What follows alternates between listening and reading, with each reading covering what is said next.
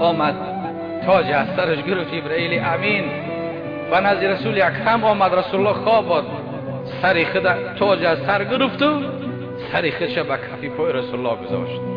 جبرئیل امین پیک رسول الله از نزد الله آمدگی سر خود برهنه کرد، تاج گرفت و فرق سر خودش به کف پای رسول الله گذاشت که وقتی که کافری سرد است و پای رسول الله گرم است، یک دکه خورد پیامبر پای خودش کشید، دید که جبرئیل امین در اوجه است. گفت که ای جبرئیل، تو سردار همه ملائک هستی، تو پیک همه پیامبرها هستی، تو از نزد الله پیام میاری، این چگونه است که تو سر خود به کف پای ما گذاشتی؟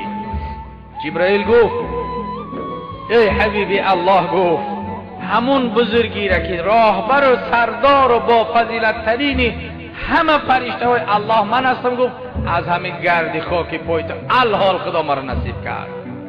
من به این گرد خاک که به سری من رسیده به 7 آسمان و زمین پرواز میکنم و فخر میکنم که گرد خاک پای رسول الله به سری من رسیده است.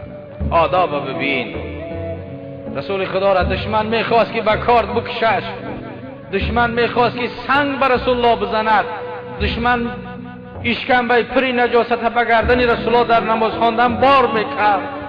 دشمن کسی بود که زمانی که خدیجه کبرا فاطمه زهرا رضی الله تعالی عنها را وقتی که تولد کرد، همه مشرکین منافقین گریختن، همه گفتن ما دایگی نمیکنیم کسی را که دینی نو آورده است، همه گریختن رفتن.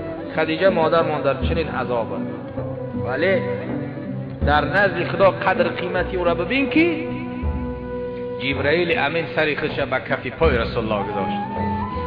پیامبر خدا بیدار شد و جبرئیل امین حکم خدا را بر او خواند که در این شب تو باید به مهمانی بیای، جنت و دوزخ به چشم سرت ببینی که فردا روز قیامت این امت گناهگار عاصی خدا شفاعت کرده بتانی از آتش دوزخ، علنگه آتش دوزخ نترسی، بهشت ببینی، دوزخ ببینی. و در اون شب رسول اکرم صلی الله علیه وسلم براق آورد و در براق پیامبر خدا را خواست بنشاند. و براق چیست؟ براق گفته جاندار هست که او در بهشت است، نصیب بهشتیان است. براق از خر قدش بالاتر است و از اسب پایانتر، دومش به مثل دومی گاو است، سینهش به مثل سینه شتر است، از اسب پایانتر، از خر بالاتر قدش، و روی او سری او به مثل سری آدمی است، عقل ادراک دارد. و براق نه به مثل دیگر حیوان ها قدم میزند خیز میزند، نه، مدی بسر به هر کجا که چشم انسان برسد پای براق در همونجا میرسد. این چنین است. امروز یک مخلوق بیچاره، یک سمالیات مثلا در 1 ساعت چند هزار کیلومتر، یک مخلوق بیچاره یک آهن پاهانه تشکیل کردگی است، یک کنسترکتور. اما براق این چی است؟ این خلق کرده الله است که مدی بسر چشم تزمیجه کوهی امام اسکره را میبیند، همون چشم تهوی میکنه در همونجا میرسه. براق چنین است. پیامبر خدا همراه جبرئیل رفتن به چی؟ به مسجد الاقصی در شب. در مسجد الاقصی پیامبر خدا براق در حلقه در مسجد الاقصی بسته کرد و خود در آمد و نماز خواند، تحیه مسجد خواند. یعنی اولین کاری که رسول خدا کرد به مهمانی رفت تحیه مسجد بود. هر یکی ما و شما هم به کدام مسجد که در کدام گوشه دنیا که نباشد داخل شدیم باید 2 رکعت تحیه مسجد بخونیم. تحیه مسجد چیست؟ سلام و آداب پروردگار است. در تحیه مسجد بنده چگونه میخواند؟ رسول الله چگونه خواند؟ وقتی که بنده تحریم میبندد، در تحریم بستن همه افعال دنیا را به خود حرام میگرداند، دنیا را پشت دست میکند. هر چیزی که برای آدم زنده حلال است در نماز او حرام است. خوردن نادرست، پوشیدن نادرست، گپ زدن نادرست، خندیدن نادرست، خوابیدن نادرست، ره گشتن نادرست، نشستن نادرست، نگاه کردن نادرست، پوشیدن نادرست، بدر کردن نادرست. هر چیزی که آدم زنده میکند در نماز او نادرست است. تحریمه را که وقتی بسی الله اکبر گفتی در نماز در آمدی، تو در دنیا نیستی. تو باید تماس به الله بگیری، دستا پیشی برگرفته با ادب قلب پاک کردی، لباس پاک کردی، طهارت تازه کردی در مکان پاک، تو با خدا سخن میگویی. رسول الله 2 رکعت نماز خواند تحیه مسجد.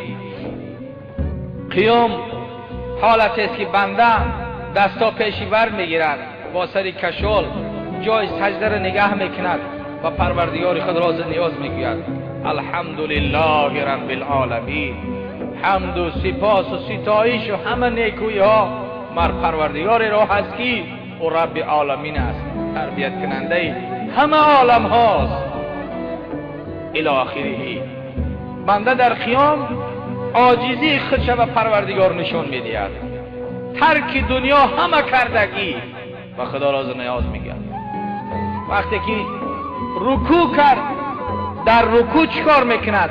عاجزی خودش نشان میده، میان خم میکند، پس میکند که خدایا من میان من خم میکنم به نزد تو پروردگارا. او بنده هایی که نماز ندارن باید که ما و شما در نصف شب به حال وا بگیریم که خالق خودشون نمیشناسن، خدای خودشون نمیشناسن، به نمازای بیچاره میبرن از دنیا به تو شب خالی و خالی میبراید میروند. به حال وا ما باید بگیریم به حال به نمازا. چقدر به نماز است. اهل مشایخ میگفتن که دیوالهای حولیتون بلند کنین، مستحکم کنین، حتما دیواراتون انداوا کنین، مستحکم کنین که تا که از طرف کفیدگی دیوار شما چشم یک به نماز در حولی شما نافته که کثافتی دارد. از طرف و چشم به نماز در حولی شما نافته. امروز خانه ها پری به نماز است. خانه مسلمان و مسلمان زاده هست، میبینی در خانه چند به نماز است. آواز از آن میشنم، مسجد نمی آیند، قیام ندارد، رکوع ندارد، سجود ندارد، هموت خالی از دنیا می رود. این جنازه ای که ما میکنیم فایده به او ندارد، هیچ چی فایده به او ندارد. جنازه برای مسلمانی واقعی فایده دارد. عمرش که نماز نخوانده باشد جنازه با او چی فایده دارد؟ هیچ چی فایده ندارد. رسول اکرم تحیه مسجد خواند، قرائتی دراز کرد، در خیام با سر به جای سجدگاه دوختگی بود، اشکا میریزان. رکوع کرد، در رکوع سبحان ربی العظیم، الله پروردگار جل جلاله را و پاکی یاد کرد، در رکوع ایستاد و بعدا به سجود رفت. و سجده چی است؟ مغز نماز است، مغز عبادت است، مغز نماز سجود است که با وجودی که همه کائنات خدا به خاطر او خلق کردگی بود. اگر 18,000 عالم اگر همش جمع کنیم به گرد خاک پای رسول الله برابر نمی شود. به همین بزرگی و شرافت قیام ده ایستاد، رکوع کرد، در سجده خدا را به پاکی یاد میکرد. و همون وقت بنده مسلمان است، همون وقت بنده کبر ندارد، غرور ندارد، خدا را میشناسد. بنده اساسی است او بنده که سجده خدا داشته باشد. اگر سجده خدا که نداشته باشد، هر روز میلیون گاو بکشد، هر روز میلیارد دلار خیر صدقات بکند، 1000 بار حج بره و بیاید، میلیون بار زکات بده، اگر نماز نداشته باشد هیچ چیز از کردگی. گنجینه در این عالم ویرانه نماز است. مولای روم میگه، همین مولای رومی که 2 سال پیش یک جمهوری او را بزرگ داشت قید میکرد، همون کس میگه گنجینه در این عالم ویرانه فقط و فقط نماز است. پول نیست، مال نیست، منصب نیست، قصر نیست، ماشین نیست، زن فرزند نیست، یار و رفیق نیست. همه اینها فنا میشوند، نیست میشوند، همه موقتی است. فقط از این دنیا ما و شما نماز میبریم. گنجینه در این عالم ویرانه نماز است. توحید بود باده و پیمانه نماز است. به سجده به درگاه خدا رحمت توانی گر کعبه روانی دریای خانه نماز است. پیامبر خدا در رکعت نماز خوانده. بعداً به براق سوار شدند. در حالی که به براق پیامبر خدا سوار شد، کتاب ها اهل دل بیان میکنن بحث و مناظره زمین و آسمان هم صدها هزار سال بحث میکردن. آسمان میگفت که خدا در ستاره را خلق کرده است، آفتاب و ماه خلق کرده است، روح همه انبیا در من است، بهشت در من است، عرش کرسی و لوح و قلم در من است، فرشته ها در من هستند، لوح المحفوظ در من است. میگفت زمین چی میگفت؟ زمین میگفت که خدا در من شهرها خلق کرده است، دریاها خلق کرده است، اقیانوس و کوه و دیگر خلق کرده است و عاقبت الامر زمین بر آسمان غلبه کرد. تو گفت اگر همه را هم که داشته باشی، من گفت کسی را که دارم که تو نداری. گفت کیست؟ گفت حبیبی الله است، اون محمد صلی الله علیه و سلم است که خدا همه کائنات به خاطر او خلق کرده است. جسمی معطر منوری گفت در دل محض در زمین است، در مدینه منوره است و آسمان مات شد، محو شد ما. و برای خرسند شدن آسمان باز رسول اکرم چی از زمین به آسمان رفت. ولی زمین زمانی که به آسمان پیامبر خدا میرفت، در صخره پیامبر خدا برآمد و در صخره پیامبر خدا پای خودش بالای سنگ گذاشت. در براق وقتی که سوار شد، او سنگ در ناله آمدگی بود، سنگ به ناله آمدگی بود. ای رسول خدا گفت امر کن که من از زمین بالاتر برم. رسول خدا گفت بیا بالاتر رفت. گفت امر کن که من در جای خود بیستم. گفت به چه خاطر؟ گفت به خاطری که پای تو بر بالای من رسیده است، غیر از پای تو نمیخوام که پای دیگر کس به بالای من رسید. این سنگ معلق که الحال معلق هم نیست، بلکه از طرفش دیوار کردن. قبلا معلق بود و معلق هست، اما به خاطر که مردم عوام بیسواد او را همچون پرستش میکردن، همچون شفا و میکندن و میبردن و در کسلی و بیماری هاشون میخوردن، پلا پکان میکردن، از دو طرفش دیوار کردن که معلقش نماند، تا که مردم با او بسیاری بد فریفته نشوند. رسول اکرم در براق سوار شدگی بود که زمین به ناله آمد، زمین به گریه آمد، زمین به ناله آمد و از هر یک حجر و مادر و سنگ و کلوخی که در زمین بود ناله می برآمد. جبرائیل امین جلودار بود. جبرائیل امین اون نقطه و اون بند براق در دست داشتگی بود. تاج فرشته ها بندی او را داشتگی بود. براق پیامبر خدا بر براق سوار بود. مست بگذشتی و از خلوتیان ملکوت، حضرت لسان الغیب حافظ میگه، مست بگذشتی و از خلوتیان ملکوت و تماشای تو آشوب قیامت برخاست. ای رسول الله، حافظ میگه تو وقتی که دعوت الله که به تو رسید، تو مست شدی در عشق خدا، مست بگذشتی و از خلوتیان ملکوت و تماشای تو آشوب قیامت برخاست که همه حجر و مدر همه از عشق رسول الله از زمین دور شدن، عشق میریزوندن. حضرت شیخ سعدی بزرگوار اولیای خدا همین ناله زمین و گریه زمین و ساربان که جبرائیل بود، شتربان بندی او براق داشتگی، میگه زمین به ناله آمد و به جبرائیل ناله میکرد و میگفت. حضرت شیخ سعدی را به نظم آورد: ای ساربان آهستران، آرام جانم میرود. ای شتربان، ای ساربان آهستران، آهسته برید، آرام جانم میرود. آرامی که در جان من بود او میرود، من نیست میشم، هلاک میشم. زمین ناله میکرد، این نظم ها را میگفت به جبرائیل: ای ساربان آهستران، آرام جانم میرود. آن دل که با خود داشتم با دل ستانم میرود.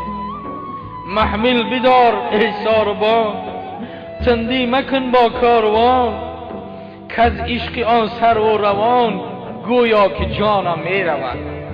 زمین ناله میکرد: کو میرود دامن کشان، که از دل نشانم میرود. کو میرود دامن کشان، من زهر تنهایی چشان. دیگر مپرس از دل نشان، که از دل نشانم می رود. باز آی بر چشمم نشین ای دل ستانی نازنین. زمین ناله میکنه. باز آی بر چشمم نشین ای دل ستانی نازنین. کاشوب و فریاد از زمین بر آسمانم می رود. صبر از وصال یاری من، برگشتن از دلدار من. گرچه نباشد کاری من، هم کار از آنم می رود. در رفتن جان از بدن گویند هر نوع سخن. من خود به چشمی خویشتن دیدم که جانم می رود. سعدی فیغان از دست ما لایق نبود ای بی وفا. ای امتی بی وفا، ای امتی که زمین به خاطری او ناله میکرد، حجر و سنگ و کلوخ به خاطری او ناله میکرد، از جدایی و عشق میریزان. ای امتی بی وفا، تو چی پروایی نداری؟ بار پیامبر به یاد نمیاری، صلواتی بر روح او نمیگویی. ای امت، کسی که امتی گفت و از دنیا رفت. سعدی فیغان از دست ما لایق نبود ای بی وفا. طاقت نمی آرم جفا، کار از فیغانم می رود. چون شدی موجود در عالم بگفتی امتی. در نماز و روزت هر دم بگفتی امتی. در شب معراج نزدی حق بگفتی امتی. جان بلب آخر شد و آنگه بگفتی امتی. ما باید چنین ناله بکنیم، نه زمین. زمین مسئول نیست، زمین پرسشی ندارد. اما ما و شما امتی او هستیم. ما و شما از محبتی او دور ماندیم. حالا که به یک صلوات گفتن، یک مراتب ما و شما اللهم صل علی محمد و علی آل محمد بگیم، خدا برای ما و شما 10 سلام میفرستند. رسول الله برای ما و شما 10 سلام میفرستند. در مکانی که صلواتی بر پیامبر گفته شود، از اون مکان بوی خوش به آسمان میبراید. در هر مسجد، در هر معرکه و هر کجا که باشیم، صلی الله علیه و سلم همه بگوید، همه اللهم صل علی محمد و علی آل محمد بگوید. از اون مکان بوی خوش 7 طبقه زمین و آسمان پخش میکنند. فرشته ها وقتی که بوی خوش به مشام اونها میرسند، و یکدیگر میگویند این بوی خوش از جای می آید که در اوجا یاد رسول الله کردند. این بوی خوش از جای می آید که در اون مکان اون مسلمان ها بر روی پیامبر صلوات فرستاده ایستادند. بگذار تا بگیریم چون ابر در بهاران. بگذار تا بگیریم چون ابر در بهاران. از سنگ ناله خیزد روزی وداع یاران. یعنی بیان میکند که همه و همه در رفتن رسول الله اشکبار بودن، بغیر از انسان که پروایی نداشته در خواب. رسول معظم اسلام خودی معراج گفته، اسرا گفته سفر شب میگن، معراج گفته نردبان میگویند. وقتی که پیامبر خدا به همراهی جبرائیل در براق سوار به آسمان اول که رسیدن، صدا زد جبرائیل امین که درا بگشا. در اون رضوان، اون کسی که آسمان اول در اوجا نزد دروازه بود، گفت کیستی؟ گفت جبرائیل امینم، همراهی سرور کائنات، معلم بشریت، دوست داشته الله، حبیبی الله محمد صلی الله علیه وسلم هستند. رسول خدا را خدا دعوت کرده است. وقتی که در را کشاده کردم، گفت پیامبر خدا در اون آسمان اول گفت حضرت آدم علیه السلام دیدم. حضرت آدم از جای خود خیست، آدمی که 1000 سال عمر دیدگی بود، آدمی که پیامبر خدا را دوست می داشت و یاد او می گریست، آدمی که خداوند به سبب شفاعتی پیامبر و وسیله کردن حبیبی خدا و صحبی را خدا بخشید. آدم از جای خود خیست، گفت مرحبا به ابن صالح و نبی صالح. مرحبا، گفت خوش آمدی ای پیامبر صالح و ای فرزند صالح. گفته پیامبر خدا را آمد. حضرت آدم به آغوش گرفت، پیامبر خدا را در آغوش گرفت. از پیشانه مبارکه رسول اکرم حضرت آدم بوسه داد. چند ایستادن، جبرئیل امین باز آهنگی سفر کردند، به آسمان دویم برآمدند. در آسمان دویم وقتی که به دروازه آسمان دویم نزدیک شدن، باز جبرئیل امین صدا زد. از دروازه صدا برآمد: کیست؟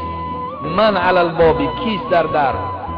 جبرئیل امین صدا داد که منم. گفت پیک رسول الله هستم و همراهی من این محمد صلی الله علیه وسلم است. دروازه دویم آسمان کشاده شد. در دروازه دویم یحیی ابن زکریا و حضرت عیسی ابن مریم در آسمان دویم بودند. بعضی آسمان چهار میگن، اما اکثر کتاب و حدیث ها بیان میکنن که در آسمان دویم هستند. حضرت یحیی و حضرت عیسی علیه السلام هر دو به پیشواز رسول الله خیستند، دویدند، آمدند با پای برهنه و سر برهنه و پیکی رسول الله را دیدن و به پیش پیامبر آمدن. رسول خدا را چکار کردن؟ با آغوش کشیدن و بوسه کردن. از آسمان دویم به آسمان سوم عروج کردند. در آسمان سوم هم همین طریق درها را گفتن کشاده کردند. در آسمان سوم یوسف صدیق بود، یوسف ابن یعقوب ابن اسحاق ابن ابراهیم خلیل الله صلوات الله علیهم اجمعین. حضرت یوسف صدیق بود. حالا که حضرت یوسف کی بود؟ یک قطره حسن رسول الله و یوسف نصیب شدگی بود. اگر میلیون ها یوسف زیبا را ما جمع کنیم، با یک تار موی رسول الله برابر نمیشه. رسول اکرم صلی الله علیه وسلم کسی هست که عایشه صدیقه طاهره مادرمان بیان کرد که قصه یوسف وقتی که در قرآن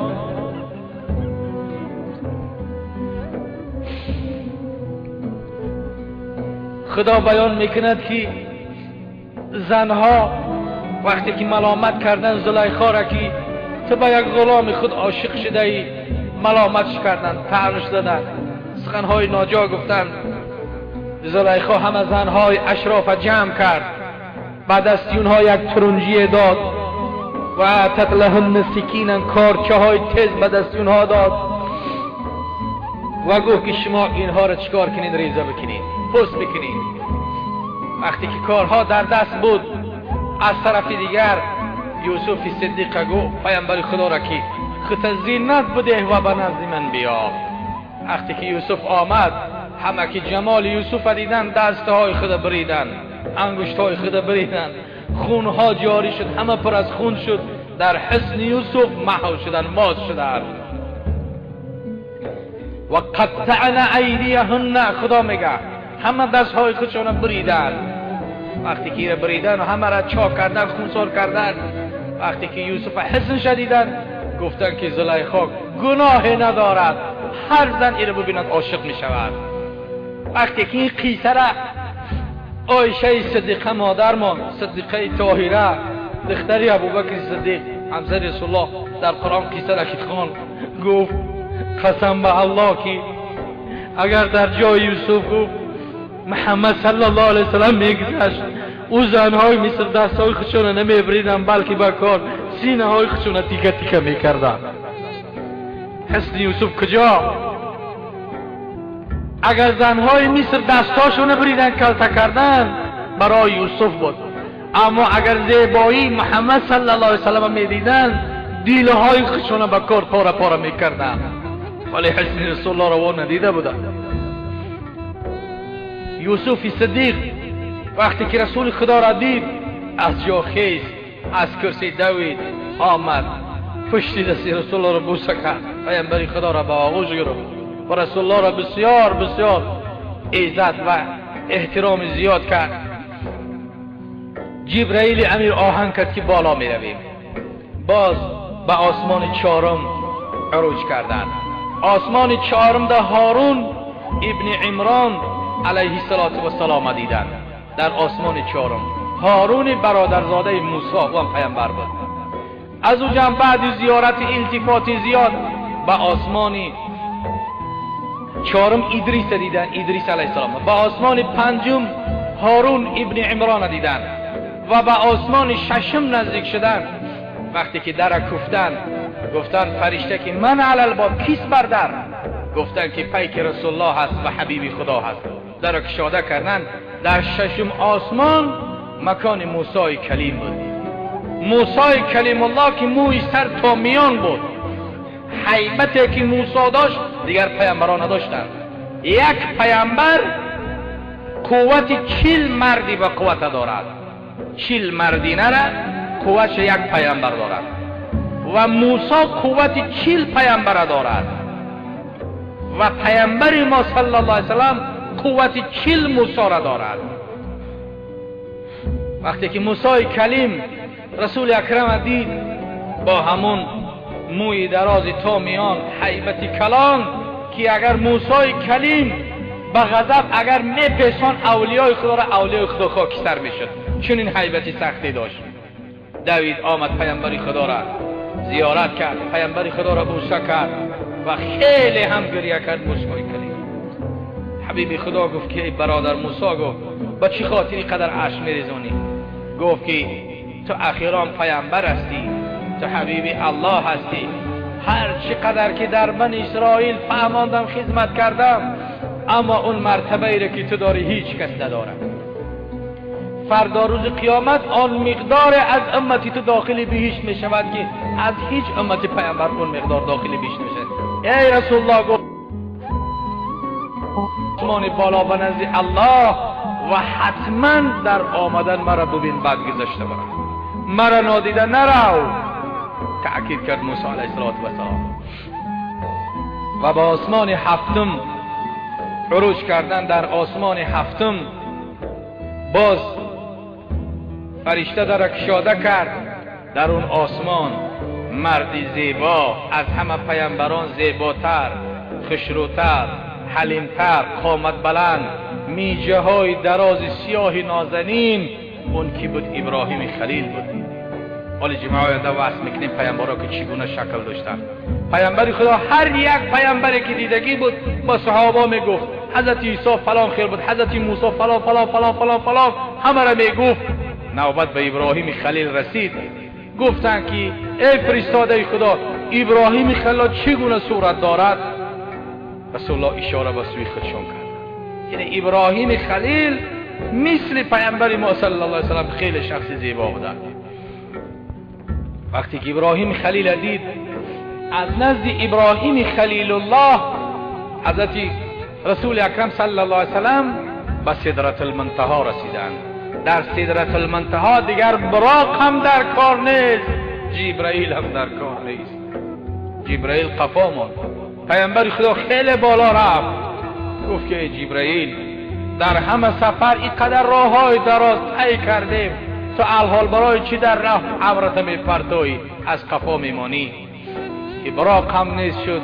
جبرائیل گفت که ای رسول الله، گفت ای حبیبی الله، گفت اگر یک سری موی، اگر یک قدم به پیش بروم، همه پر و بال من میسوزه و خاکستر میشم. یعنی چی است که